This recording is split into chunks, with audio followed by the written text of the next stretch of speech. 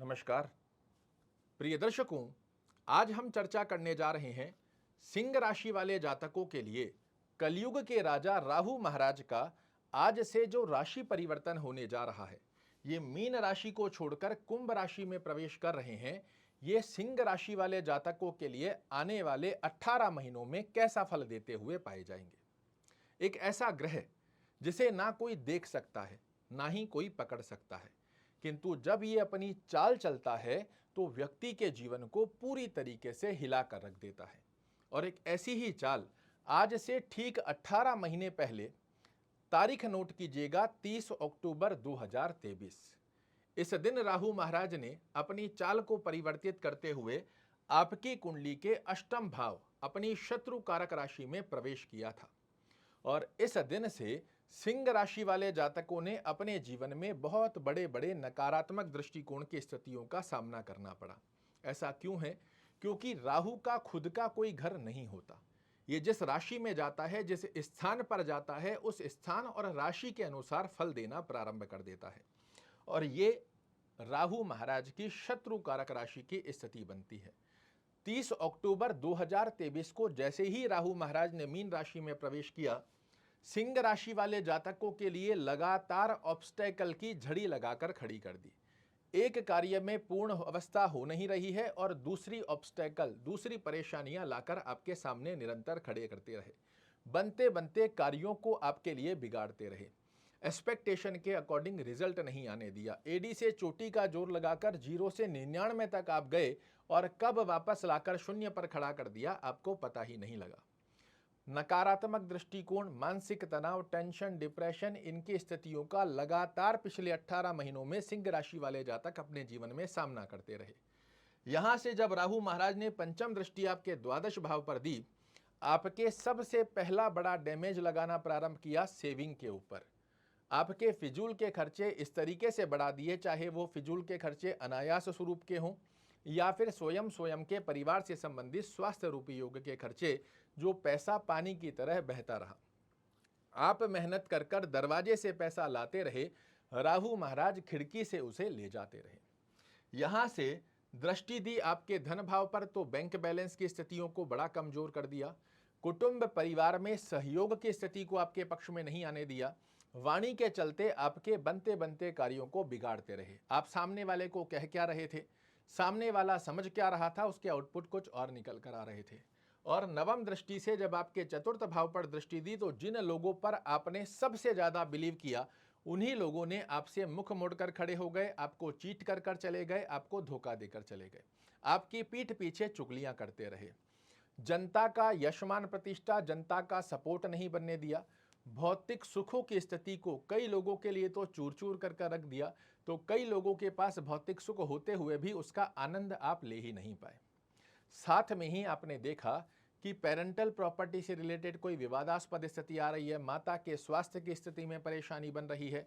मानसिक रूप से, शारीरिक रूप से और आर्थिक रूप से पूरी तरीके से राहु महाराज इसी तारीख से 30 अक्टूबर 2023 से आपको निरंतर तोड़ते आए हैं। किंतु आज मैंने थंबनेल में लिखा है कि इतिहास होगा गवाह खुशी की इस घड़ी का। ऐसा मैं क्यों कह रहा हूं? क्योंकि आज जो राहु महाराज का राशि परिवर्तन पूरे 18 साल पश्चात उस राशि में जा रहा है जिस राशि में जाने के लिए शास्त्र कहता है कि राहु तरसता है कुंभ राशि में आने के लिए।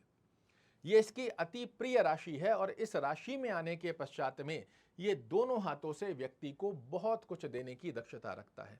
और ये कलयुग का राजा ऐसे ही नहीं कहा गया है, इसके अंदर वो शक्ति है कि जब एक अच्छे भाव में अपनी परम मित्र कारक राशि में आता है और व्यक्ति की कुंडली में भी एक अच्छी अवस्था में बना हुआ हो, तो जमीन से आसमान का सफर कराने की सबसे बड़ी शक्ति यदि कलयुग के अंदर किसी के हाथ में है तो वो है राहु महाराज। और यही वो ग्रह है जिसके अंदर इतनी शक्ति भी है कि अगर कुंडली की स्थिति का योग नहीं बना हुआ है, अच्छी अवस्था में नहीं है, तो आसमान में खड़े व्यक्ति को रातों रात जमीन पर लाकर गिरा देता है। आज से राहु महाराज का ट्रांजिट अपनी परम मित्र कारक राशि कुंभ में आ रहा है और यह केंद्र की स्थिति को प्राप्त कर रहा है। और शास्त्र कहता है कि क्रूर ग्रह अपनी मित्र कारक राशि में गोचर करता हुआ केंद्र में आ जाए तो शुभ न दे शुभ केंद्रपति, शुभ दे क्रूर विशेष। क्रूर ग्रह विशेष फल देने की स्थिति की ताकत ले लेता है। और आज से आपके जीवन में क्या बड़े बदलाव आ रहे हैं। तो पहली स्थिति में पिछले समय में जो समस्याएं आपको देखने को मिल रही थी वो तो निश्चित रूप से समाप्त होगी, इसमें तो कोई किंतु परंतु है ही नहीं। किंतु आज से वही राहु जो कल तक आपको परेशान कर रहा था, आज से कैसे होने जा रहा है मेहरबान और क्या बड़े परिवर्तन लाएगा, इसे एक एक कर समझ लीजिए। इस स्थान पर राहु महाराज आकर दैनिक रोजगार में आपको वृद्धि देंगे, पार्टनरशिप में आपको बड़ा अच्छा लाभ देते हैं, पंचम दृष्टि से आय में वृद्धि करते हुए पाए जाएंगे, आपकी डिजायर्स को पूर्ण करेंगे, आपके बड़े भाई बहनों से संबंधों की स्थिति को अच्छा कर देंगे, छोटी छोटी बीमारियां चल रही हैं, स्वास्थ्य रूपी योग में परेशानी देखने को मिल रही है उसे समाप्त कर देंगे। इसी के साथ में लग्न पर दृष्टि देकर आपके व्यक्तित्व, आपके आचार विचार व्यवहार स्वभाव सोचने के नजरिए को पूरी तरीके से चेंज कर देते हैं, क्योंकि ये छलिया ग्रह है और जब लग्न पर दृष्टि देता है तो व्यक्ति के लिए इस प्रकार की जिज्ञासा उत्पन्न करता है कि चाहिए मतलब चाहिए, अगर ये चीज मुझे चाहिए तो इसके लिए मुझे शाम दाम दंड भेद जो लगाना पड़ेगा मैं लगाऊंगा, किंतु इसे प्राप्त कर लूंगा, और व्यक्ति को सच में देकर देता है। इस प्रकार की शक्ति का योग सकारात्मक दृष्टिकोण की अवस्था में व्यक्ति के लिए बनाकर देगा।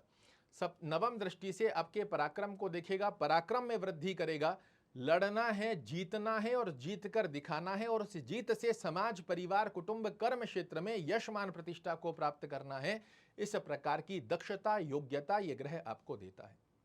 बड़ी सुंदर अवस्था में राहु महाराज का ये ट्रांजिट सिंह राशि वाले जातकों के लिए काम करेगा, किंतु अब यहां पर एक नहीं दो दो गणना को आपको समझना आवश्यक है। मैं आपको ढकोसलेबाजी या आपको प्रसन्न करने के लिए वीडियो नहीं बनाता हूं, मेरा मुख्य उद्देश्य होता है जितने भी मेरे सब्सक्राइबर हैं इनको राइट डायरेक्शन में, अंधविश्वास नहीं, इनको साइंस की तरह इस अवस्था को समझा कर दूं। पहली अवस्था, दो अवस्था मैं बता रहा हूं। पहली अवस्था में आपकी कुंडली में राहु का एक अच्छे भाव में होना जरूरी है। अगर आपके पास कुंडली है, कुंडली खोल लीजिए और जो स्थिति मैं बता रहा हूं इसे एक बार आप चेक कर लीजिए। आपकी कुंडली से ये लग्न स्थान होता है, लग्न से छठवें, आठवें घर में और 12वें घर में। लग्न से काउंट कीजिएगा, मैं आपको काउंट कर कर भी बता रहा हूं। 1 2 3 4 5 6, लग्न से छठवां घर ये हुआ, 7 8, आठवां घर ये हुआ, 9 10 11 12, लग्न से छठवां आठवां 12वें घर में आपकी कुंडली में राहु नहीं होना चाहिए। ये दो स्थानों पर नीच के होते हैं। लेमैन की तरह समझाता हूं, जहां आपकी कुंडली में 8 नंबर और 9 नंबर लिखा हुआ है इस स्थान पर भी राहु नहीं होना चाहिए। तो 8 नंबर हो गया वृश्चिक राशि और 9 नंबर हो गया धनु राशि। तो लग्न से छठवें आठवें 12वें घर में जहां 8 नंबर या 9 नंबर लिखा हुआ है इस स्थान पर राहु विराजित है, ये आपके लिए अच्छे फल नहीं दे पाएगा, क्योंकि शास्त्र प्रमाणित स्थिति ही ये है कि जिस ग्रह का फलादेश आप सुन रहे हैं उस ग्रह का प्लेसमेंट आपकी कुंडली में एक अच्छी अवस्था में होना चाहिए। इन स्थानों को छोड़कर राहु महाराज जहां कहीं आपकी कुंडली में बने हुए हों, ये एक एक शब्द जो मैंने आपको कहे हैं ज्यादा दूर की बात नहीं कर रहे हैं कि 3 महीने पश्चात आपके जीवन में ये बड़े परिवर्तन आ जाएंगे। आज से ही ये सकारात्मक दृष्टिकोण आपको देखने को मिलना प्रारंभ हो जाएगा। किंतु वहीं 6 8 12 में विराजित हैं, नीचस्थ अवस्था में बने हुए हैं, तो इनकी स्थिति का शुद्धिकरण में आपके लिए बहुत बड़ा परिवर्तन नहीं देखने को मिलता। हाँ, जितने नकारात्मक दृष्टिकोण राहु महाराज यहां बैठकर निर्मित कर रहे थे उससे काफी सुकून मिल जाएगा, किंतु सकारात्मक दृष्टिकोण में राहु आपको रिजल्ट नहीं बना पाता। अब हमें ऐसा क्या उपाय करना चाहिए कि जिस राशि में आने के लिए ये तरसता है उस राशि में आने के पश्चात हमारे जीवन में बहुत बड़े बदलाव ला कर दे। तो नित्य एक माला ओम रांग रहवे नमः का जाप करना आपके लिए आवश्यक है। इसे अगर आप राहु की प्रसन्नता मुद्रा के अंदर करेंगे कि राहु का परिपूर्णता से आशीर्वाद हमें प्राप्त हो, निश्चित रूप से बहुत अच्छे लाभ निकल कर आते हैं। एक मोर पंख आप अपने मैट्रेस के नीचे लगा कर रखिए जहां आप सोते हैं। रॉक सॉल्ट जो सेंधा नमक होता है डली वाला, इसके 5-7 छोटे छोटे टुकड़े कांच की बाउल में डालकर अपने ही रूम में साउथ वेस्ट कॉर्नर में रखें। 1 महीने में पुराने नमक को फ्लश करें, नया नमक फिर से डालकर रखते हैं, इसका बड़ा अच्छा योग बनेगा। घर में बंद घड़ियां, खराब इलेक्ट्रॉनिक प्रोडक्ट आपको नहीं रखने हैं, साफ सुथरी गतिविधि का योग बनाकर रखिए, ये राहु का योग बनकर आएगा। मैंने आपको कहा था 2 गतिविधियों को आपको चेक करना है। पहली स्थिति में राहु से आपको अवगत कराया, दूसरी एक अवस्था और चेक कर लीजिए, शनि महाराज भी आपकी कुंडली में लग्न से 6वें 8वें 12वें घर में और जहां नंबर 1 लिखा हुआ है इस स्थान पर नहीं है। 2 अवस्था आपको चेक करनी है। राहु की स्थिति 6 8 12 में और नीचस्थ अवस्था में नहीं होनी चाहिए। शनि की अवस्था 6, 8, 12 में और 1 नंबर में मेष राशि में शनि महाराज नीच के होते हैं, इन स्थानों पर नहीं है, तो समझ कर रखिए अब होने जा रही है आपकी बल्ले बल्ले। आशा करता हूं मेरे द्वारा दी गई यह जानकारी आपको पसंद आएगी। कल फिर से एक नई जानकारी लेकर आपके सामने उपस्थित होऊंगा। तब तक के लिए नमस्कार।